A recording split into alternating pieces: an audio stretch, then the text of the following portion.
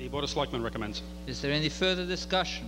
Hearing none, all those in favor, please say aye. Aye. Those opposed, unanimous. Mr. Daly.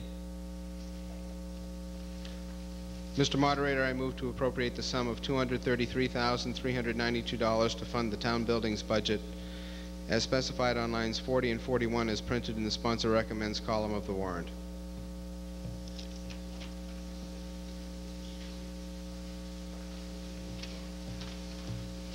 You've heard the motion. Does the Finance Committee have a recommendation, Mrs. Vaca? Yes, Finance recommends. Does the Board of Selectmen have a recommendation, Mr. Washburn? The Board of Selectmen recommends. Is there any further discussion, Mrs. Folleen? Dr. Folleen, I'm sorry. The motion before the chair is $223,392 to fund the town buildings budget as specified on lines 40 and 41 as printed. Any further discussion? Hearing none. All those in favor, please say aye. Aye. All those opposed? Unanimous. Mr. Daly. Mr. Moderator, I move to appropriate the sum of $1,000 to fund the forest management budget as specified on line 42 as printed in the sponsor recommends column of the warrant.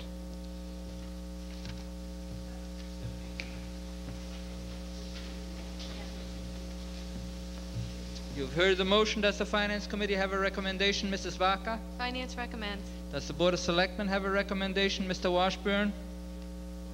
The Board of Selectmen recommends. You've heard the discussion. Is there any further discussion? Hearing none. All those in favor, please say aye. Those opposed? Unanimous. That disposes of the omnibus article of the warrant. And while the town clerk inserts the numbers of the remaining articles in our constitution drum, the chair will rectify an omission of an announcement that it should have been made at the beginning of this meeting. The tellers for this evening, counting the votes on the tables in front and the section to my left, your right, is Brad Jones Sr. In the center section, Mr. Donald Bell is going to count. And in the section to my right, your left, Carolyn Martino is the teller. The chair would like to thank the tellers who are serving tonight and who have served on past occasions for their help.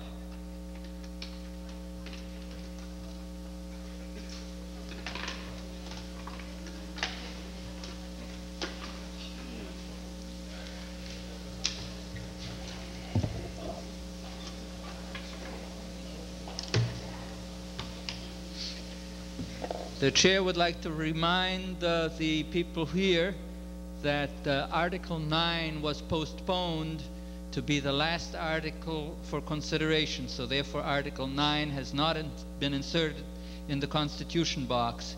We are going to be dealing with Articles 1, 7, and 8 in some order before we deal with Article 9.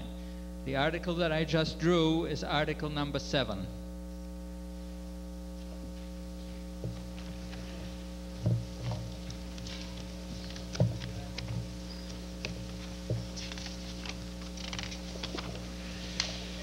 State Highway 8, Mr. Daly.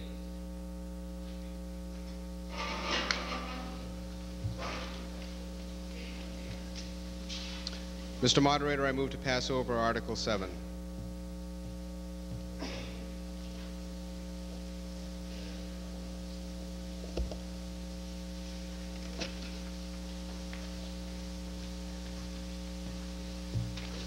The Finance Committee have a recommendation on the motion to pass over Article 7.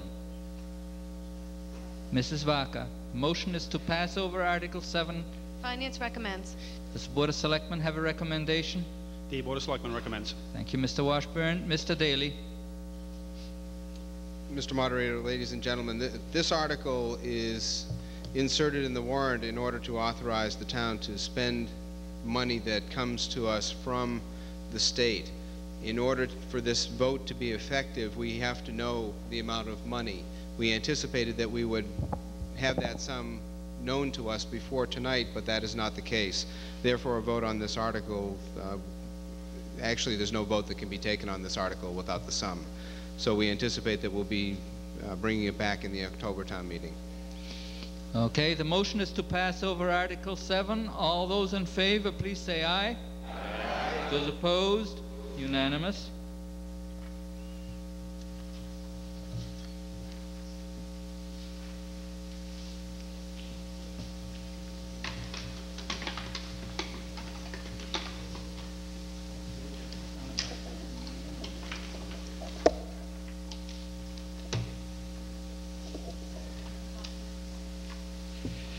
Next article is Article 8.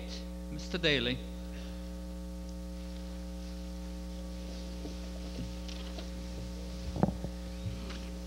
Mr. Moderator, I move that the town vote to authorize the Board of Selectmen to establish a revolving home composting bin account pursuant to General Laws, Chapter 44, Section 53E and 1/2, in order to place revenue collected from the sale of compost bins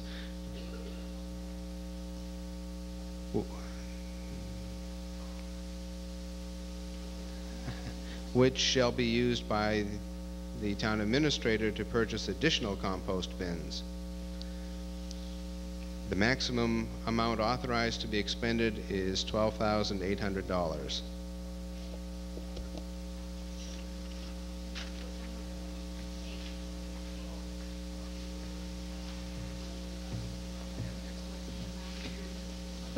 The amount, the ceiling on the maximum authorized to be expended is $12,800. You've heard the motion. Does the Finance Committee have a recommendation? Mrs. Vaca? Finance Committee requests a moment.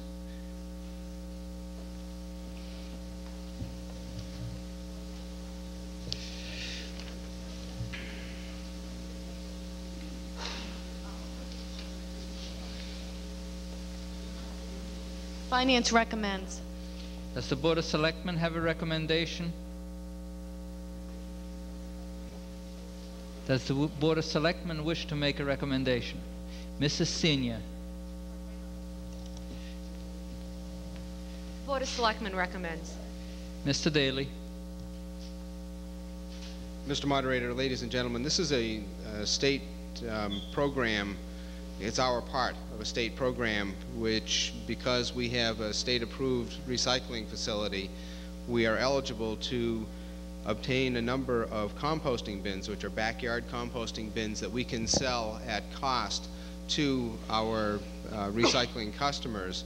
The revenue that we take in from those sales then will be used to buy more composting bins and keep the little business going, so that we can encourage people to do composting in their backyards rather than burning and otherwise disposing of flora in the waste stream. Mr. Reitmeyer. $12,800 to buy bins for composting.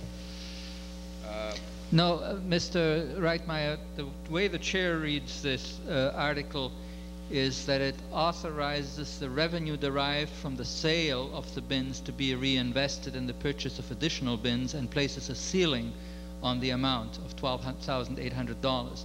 If we don't get $12,800 from the sale of composting bins, then that ceiling is meaningless.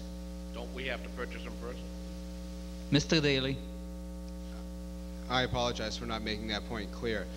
Under the state program for these composting bins, we will be given 400 bins by the state.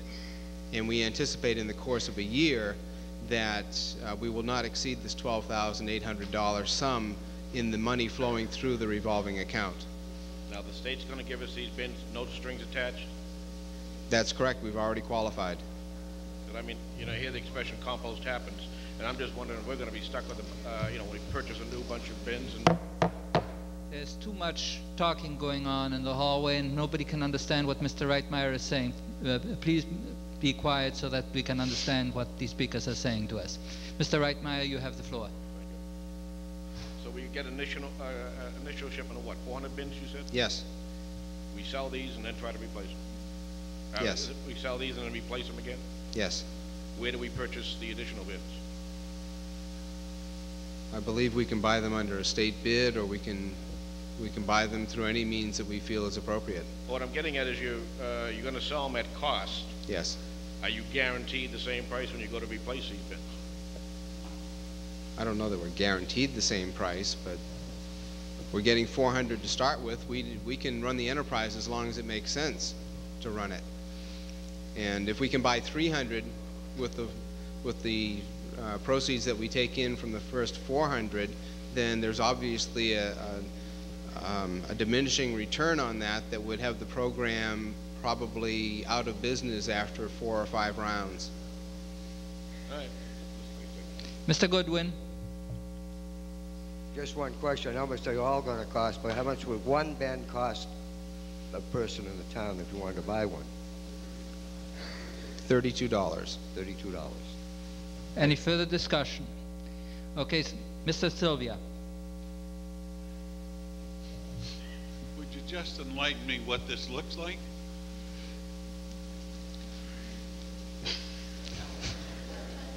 Full or empty? Well, I know what the whole project sounds like. Thank you, David. Mr. Daly. These are 3-foot square and 3-foot tall modular units constructed of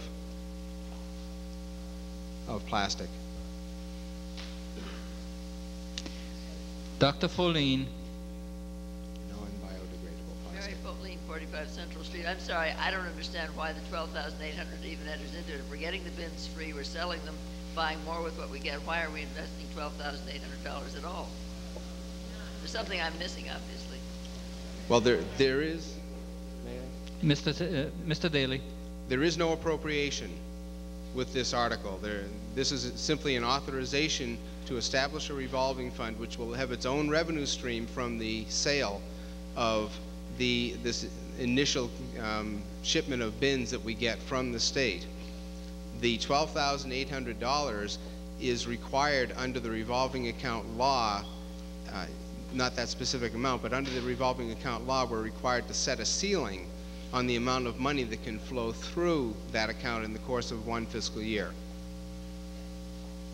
Mr. Reitmeyer, we've already heard from you. You have a brief question? Yes. Yes. Where will we store these, Mr. Daly? Mr. Daly. 400, 3 times 3? I mean, that's lots of square feet. They'll be stored at the Public Works facility, which is about 40 acres in size. Will there be, we won't have to hire somebody to take care of this now? No. No. All right. The motion, since it is not as printed in the... Oh, I'm sorry. Mrs. Romeo, please state your name and address. 53 Havel Street. In light of a couple of articles in the Globe and the Herald just in the past 2 weeks, could you tell me if these are raccoon-proof? And the reason I ask you is that, you know, we have a terrible problem in town with rabid raccoons, and you can ask the animal control officer standing up back. We were warned in the papers, and I don't know if anybody else read it, that compost piles, if they're not properly managed and if you're using waste food in them, can attract rabid raccoons. So I hope that if they're not raccoons proof, that there's going to be an education program about this.